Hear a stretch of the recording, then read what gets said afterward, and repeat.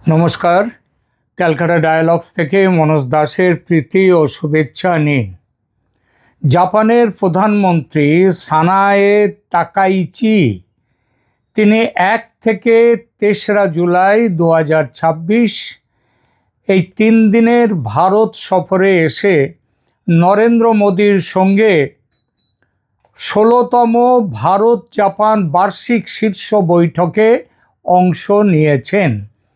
এই খবর আপনারা অবশ্য পেয়ে গেছেন ইতিমধ্যে, কিন্তু এই সফরের প্রাপ্তি কি সেই বিষয়টি এখনও সেভাবে প্রচারে আসেনি।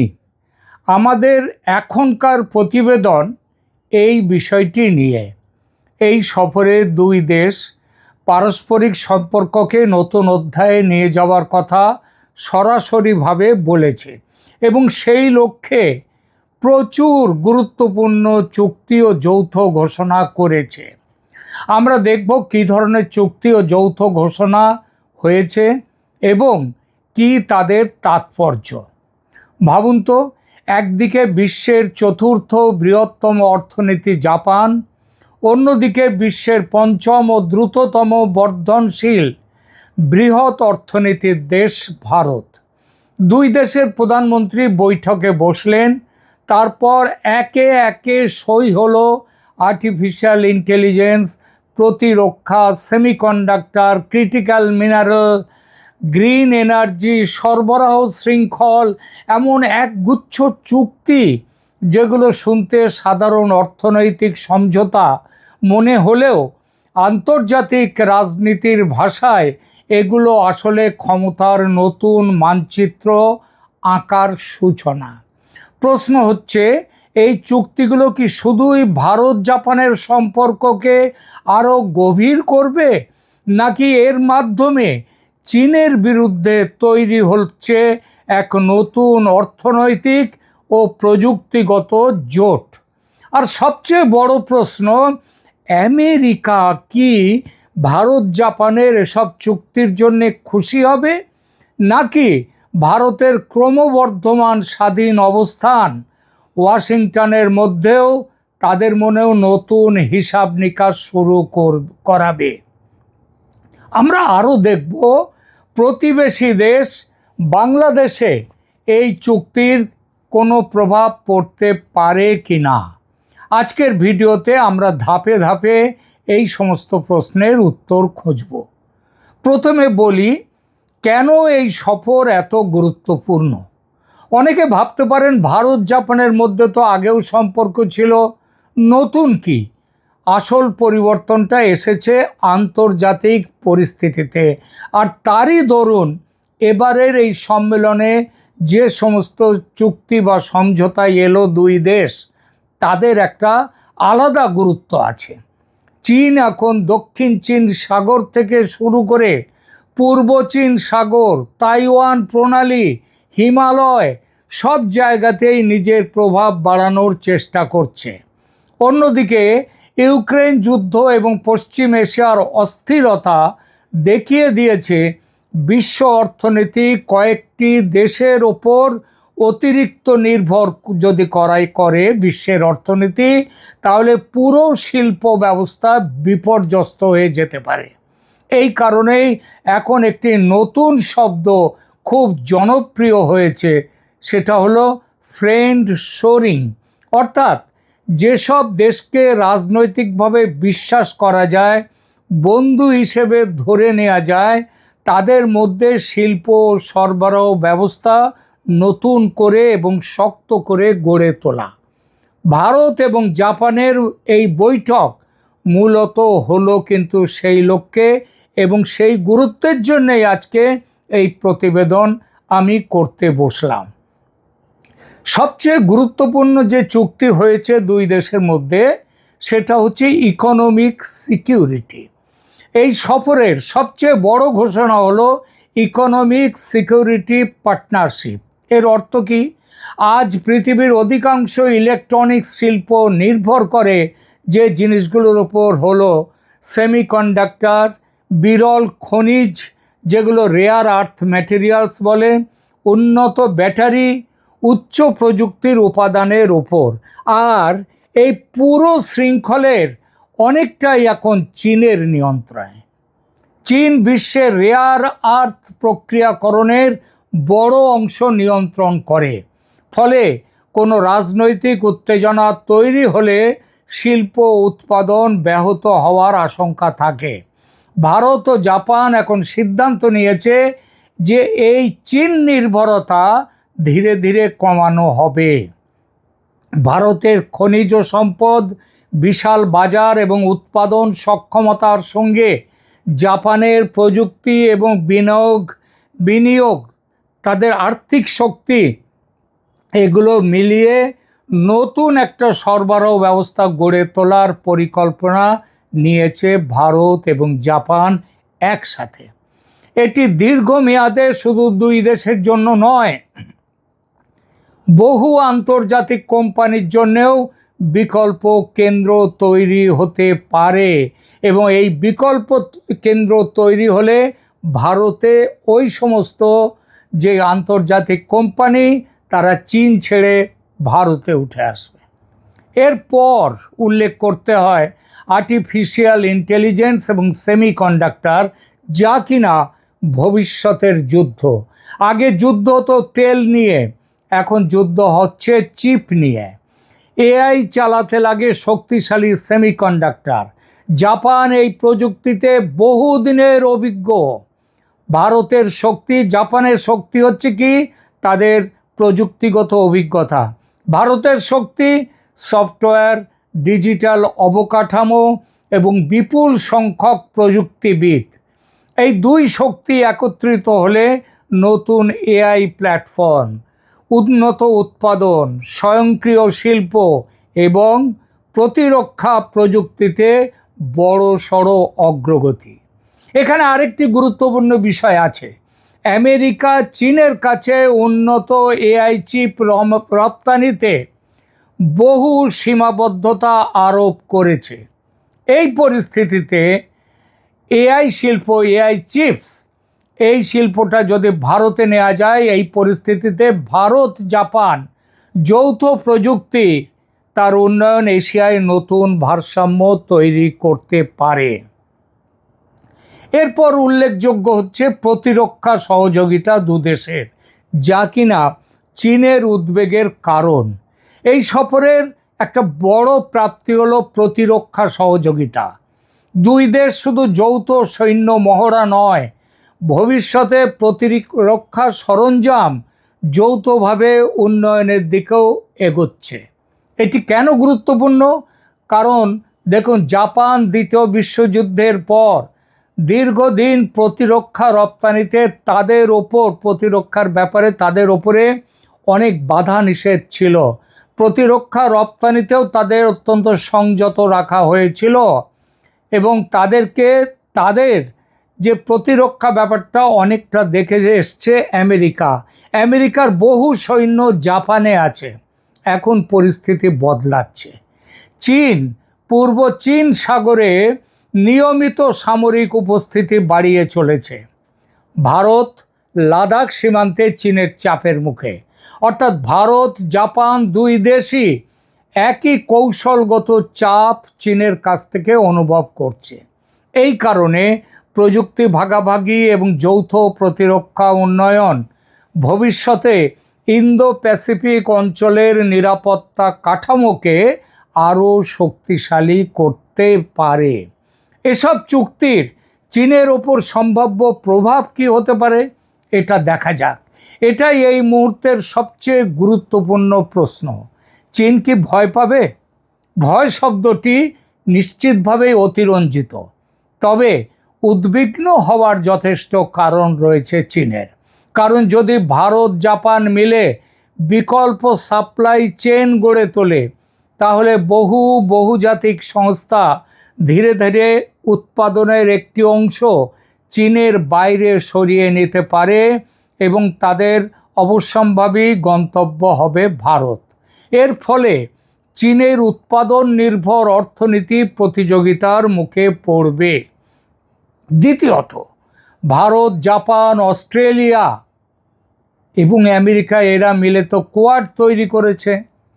এবং আরও অন্যান্য অংশীদার দেশের মধ্যে প্রযুক্তি ও নিরাপত্তা সহযোগিতা বাড়লে ইন্দো প্যাসিফিকে চীনের কৌশলগত স্বাধীনতা অনেকটাই সীমিত করা যেতে পারে। তবে এটাও মনে রাখতে হবে, চীন এখনও বিশ্বের অন্যতম বৃহৎ উৎপাদন কেন্দ্র এবং সর্ববৃহৎ উৎপাদন কেন্দ্র বললেও হয়তো বেশি বলা হবে না। অতএব এই পরিবর্তন যেটা চাওয়া হচ্ছে, ভাবা হচ্ছে, সেটা রাতারাতি হবে না। এটা একটা দীর্ঘমেয়াদী প্রতিযোগিতা। এই চুক্তিতে আমেরিকা কোন চোখে দেখছে? এই চুক্তিকে আমেরিকার লাভ না ক্ষতি ভারত জাপানের এই চুক্তিতে? এবার আসি এই কথায়।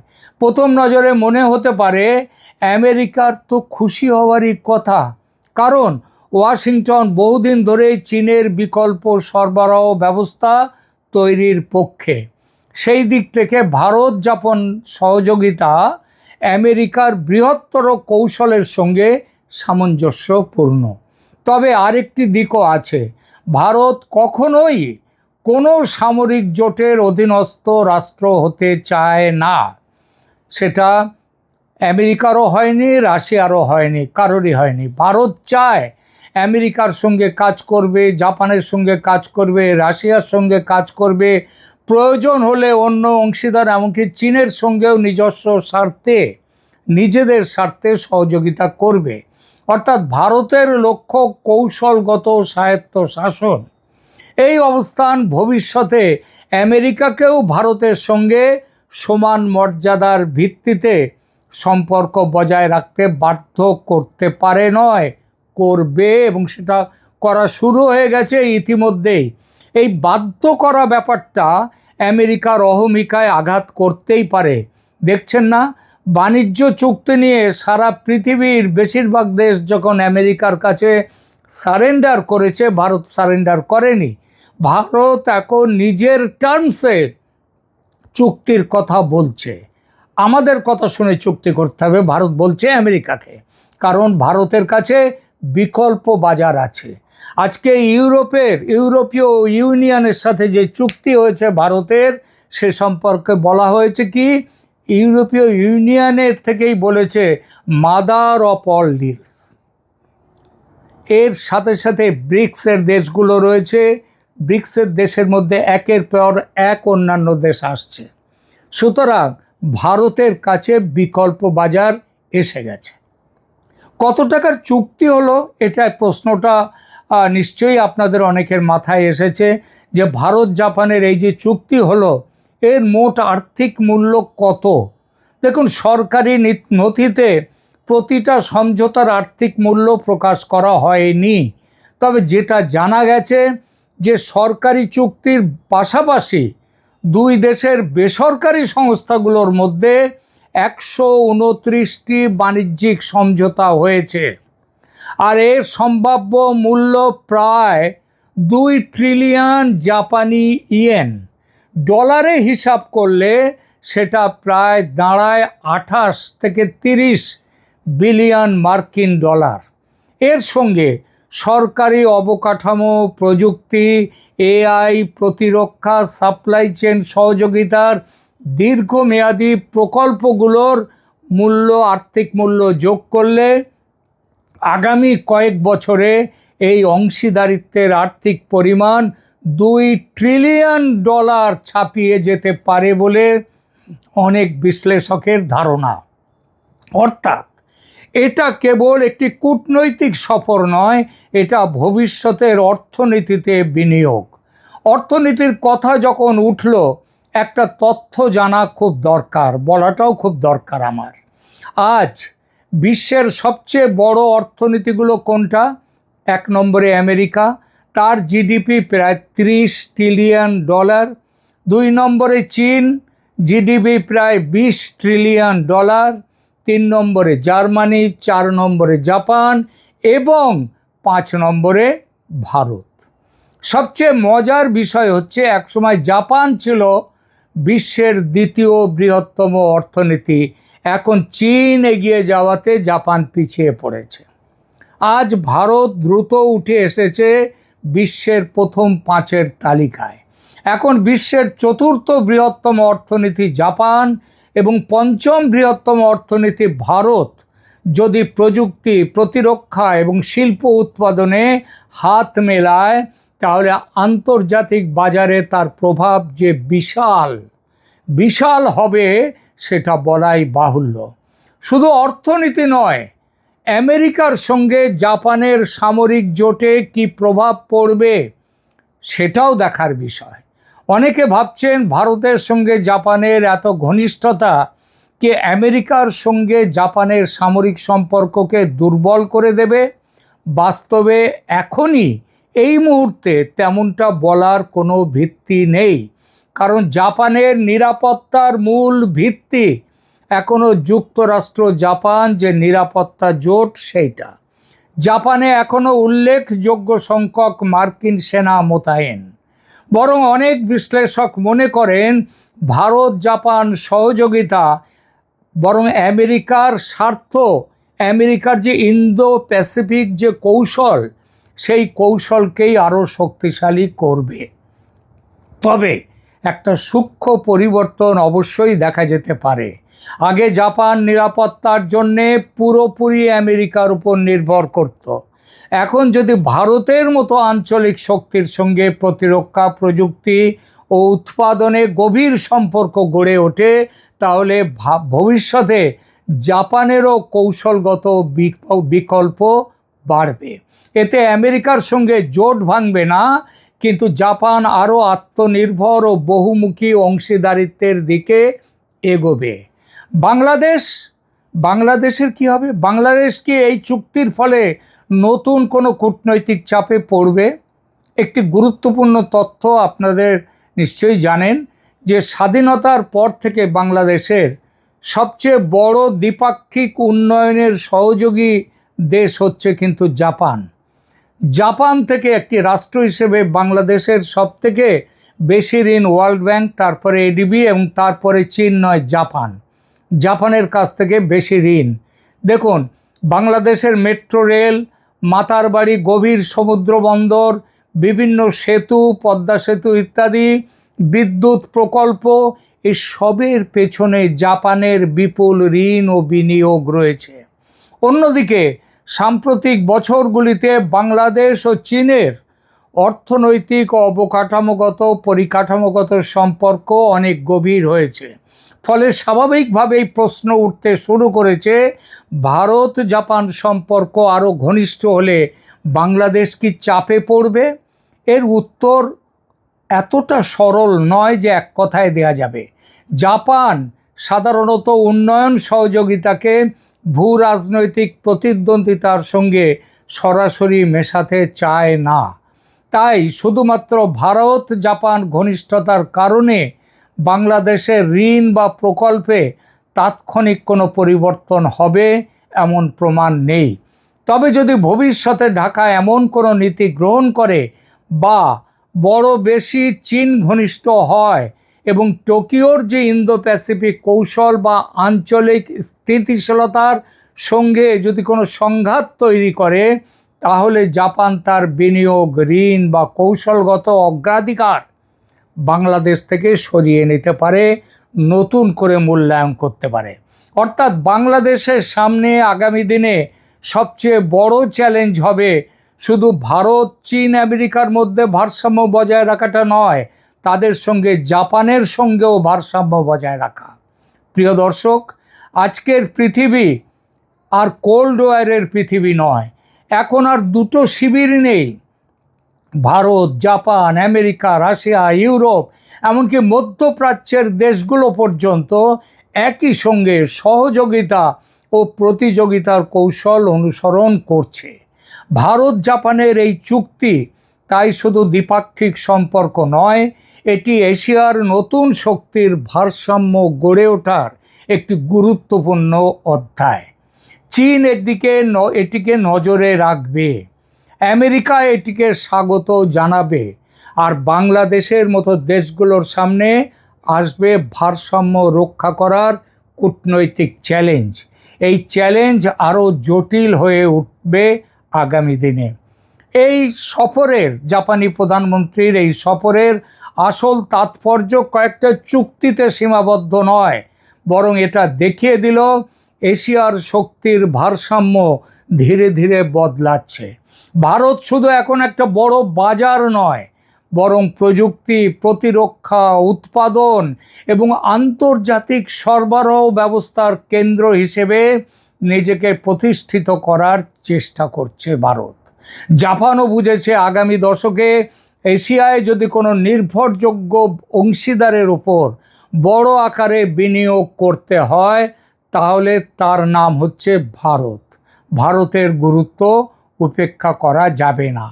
শেষ প্রশ্নটা প্রিয় দর্শক আপনাদের জন্য, আপনাদের কি মনে হয় ভারত জাপানের এই নতুন অংশীদারিত্ব কি আগামী দশকে এশিয়ার শক্তির ভারসাম্য বদলে দিতে পারবে, নাকি চীন এখনো এতটাই শক্তিশালী যে এই উদ্যোগের প্রভাব সীমিত থাকবে?